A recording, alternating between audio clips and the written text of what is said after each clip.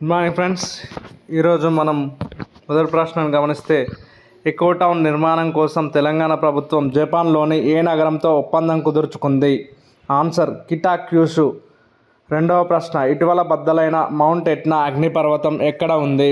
Answer Italy సమీపంలోని Sicily ద్వీపంలో ఉంది. మూడవ ప్రశ్న, 51వ G7 సదస్సు జూన్ 15 నుంచి 17 మధ్య ఏ దేశంలో జరగనుంది? Answer Canada. మొదటి సదస్సు 1975లో ఫ్రాన్స్లో జరిగింది.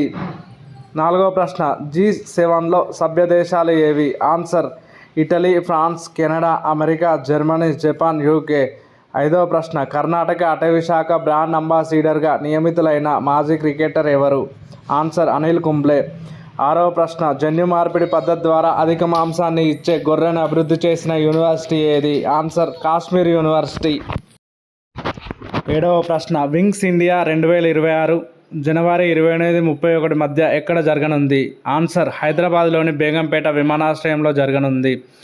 ఎనిమిదవ ప్రశ్న, వరల్డ్ ఎయిర్ ట్రాన్స్పోర్ట్ సమ్మిట్ 2025 ఎక్కడ జరిగింది? ఆన్సర్ ఢిల్లీ.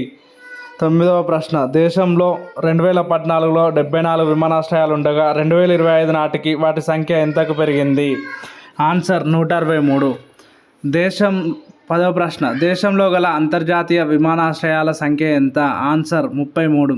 11వ ప్రశ్న, 2047 నాటికి దేశంలో ఎన్ని విమానాశ్రయాలను అందుబాటులోకి తేవాలని భారత ప్రభుత్వం లక్ష్యంగా పెట్టుకుంది? ఆన్సర్ 350.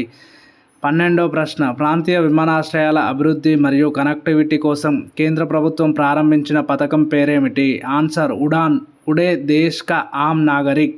13వ ప్రశ్న, ఐసీసీ మహిళా వరల్డ్ కప్ 2025 సెప్టెంబర్ నుంచి ఏ దేశంలో జరగనుంది? ఆన్సర్ భారత్, శ్రీలంకల మధ్య హైబ్రిడ్ మోడ్లో జరగనుంది. 14వ ప్రశ్న, ఐసీసీ మహిళా వరల్డ్ కప్ను అత్యధిక సార్లు ఏ దేశం గెలుచుకుంది? ఆన్సర్ ఆస్ట్రేలియా 7 సార్లు గెలుచుకుంది. 15వ ప్రశ్న, ప్రపంచవ్యాప్తంగా డోపింగ్ నేరాల కారణంగా అనర్హతకు గురైన క్రీడాకారుల జాబితాలో అగ్రస్థానంలో నిలిచిన దేశం ఏది? ఆన్సర్ కెన్యా, 134 మంది డోపీలు ఉన్నారు. రెండవ స్థానంలో భారత్ 128 మంది డోపీలతో ఉంది.